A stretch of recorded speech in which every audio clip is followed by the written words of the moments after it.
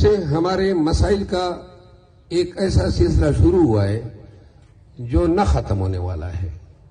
روزانہ ان کے فائر سے بے گناہ لوگ مر رہے ہیں اور سمجھ نہیں آ رہی ہے کہ کون سی فوج جو ہے اپنے ملک کے اپنے بچوں کے تعلیمی اداروں پہ قابض ہوگی. اب یہ کالج ہے اور یہ فوج یہاں پہ بیٹھی ہوئی ہے.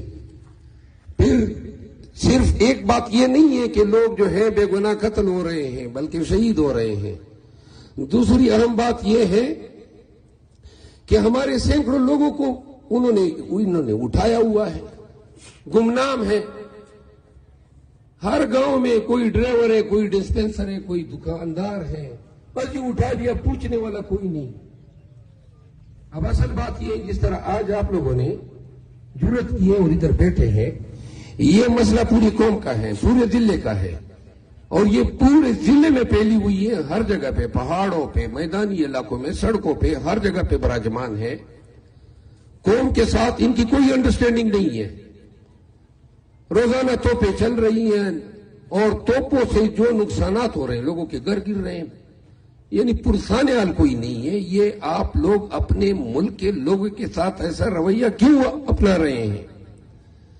ہم پاکستانی ہیں, محب وطن ہیں اور ہم یہ نہیں چاہتے ہیں کہ ہماری اس سرزمین کو اسی طرح آپ اس کے ساتھ کھلواڑ کرتے رہے. میں حکومت Pakistan, chief of army staff سے مطالبہ کرتا ہوں کہ ذرا ہمارے لکی کے حالات پہ توجہ دیں. آپ کے ٹروپس آئی ہے, ہماری ملک کی فوج ہے, لیکن یہاں جو ہو رہا ہے بدامنی کے نام پہ اور دہشت گردی کے نام پہ, دہشت گردی تو اب عوام کے خلاف شروع ہوئی ہے.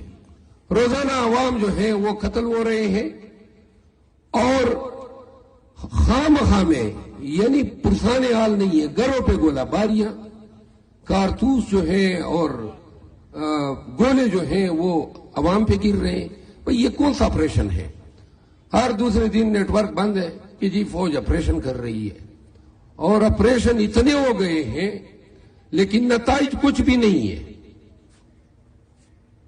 تو لہذا یہ قوم جو بیٹی ہے, یہ آج ایک گاؤں کا مسئلہ ہے, یہ ہمارے پورے ضلع لکی مروت کا مسئلہ ہے. میرا مطالبہ ہے کہ فی الفور تمام تعلیمی اداروں سے فوج کو نکالا جائے. تمام تعلیمی اداروں سے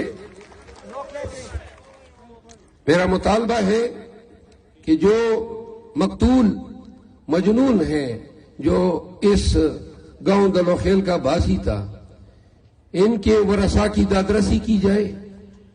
قصاص کے مطابق جو دیت کی اماؤنٹ بنتی ہے وہ ادا کی جائے. تیسری بات, یہ لکی مروت مین کالج ہے اور اس پہ فوج نے قبضہ کیا ہوا ہے.